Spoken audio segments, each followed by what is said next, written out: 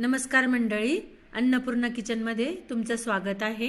आज आपण mix veg grill sandwich बनवणार आहोत। इथे मी मशरूम घेतलेले आहे, बटर, ही काकडी बारीक चिरून घेतलेली आहे, टोमॅटो बारीक चिरून घेतलेले आहे, हे कॉर्न उकडून घेतलेले आहेत मी। इथे मी चिली फ्लेवरचे हे सँडविच स्प्रेड घेतलेला आहे, हे तंदुरी मेयोनीज घेतलेले आहे, हे मिक्स हर्ब्स आहेत, मीठ आणि चिली फ्लेक्स, आणि हे चीज घेतले, चीज स्लाइस घेतलेले आहेत, ब्रेड स्लाइस, टोमॅटो सॉस आणि चाट मसाला।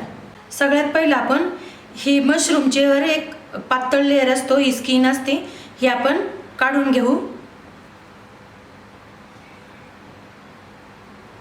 अशा प्रकारे मी हे सगळे मशरूमची स्किन काढून घेतलेली आहे आणि स्किन काढण्याच्या अगोदरच ते स्वच्छ धुतलेले आहेत। सगळ्यात पहिले आपण इथे ह्या मशरूमचे असे 4 तुकडे करून घेऊ।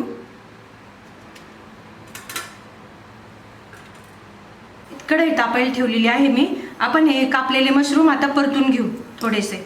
इथे मी थोडेसे बटर घालते,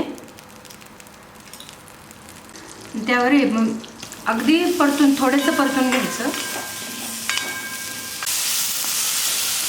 मशरूम परतताना ह्याच्यात मशरूम मध्ये मीठ घालायचं नाही, नाहीतर मशरूमला खूप पाणी सुटते। हे मशरूम असेच परतून घ्यायचे बिना मिठाचे।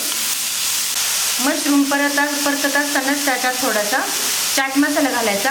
हा चाट मसाला अगदी ऑप्शनल आहे, आवडत असेल तरच घालायचा। आता हे आपले मशरूम परतून झालेले आहेत, मी गॅस बंद करते। सँडविचसाठी आता आपण सगळ्या भाज्या मिक्स करून घेऊ। कॉर्न आणि हे मशरूम।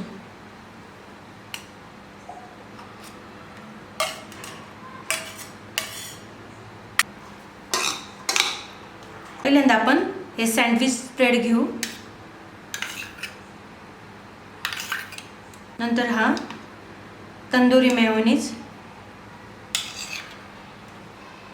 चिली फ्लेक्स, थोडंसं जर तिखट पाहिजे असेल तर चिली फ्लेक्स आणखी घातले तरी चालतील।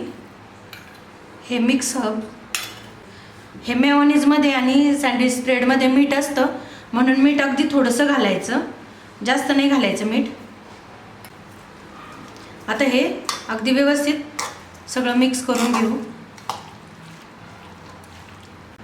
आता हे सगळं आपलं मिश्रण तयार झालेलं आहे। आता आपण सँडविच ग्रिल करून घेऊया। सँडविच तयार करताना एका बाजूने आपण टोमॅटो सॉस लावून घेऊ आणि एका साईडला आपण बटर लावून घेऊ। आता सॉस आणि बटर लावून घेतलेला आहे, आता आपण त्याच्यावर हे मिश्रण स्प्रेड करूया।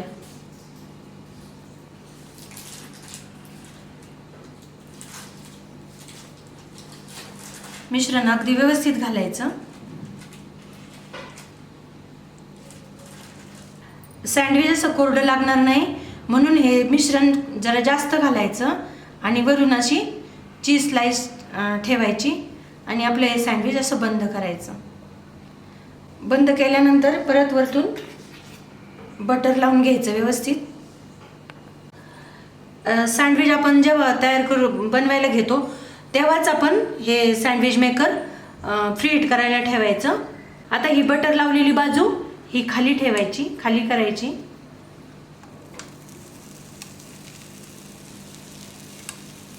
परत वरच्या बाजूने व्यवस्थित बटर लावून घ्यायचं, म्हणजे आपला बटरमुळे आपलं हे सँडविच असं क्रंची होतं जास्त। आणि आता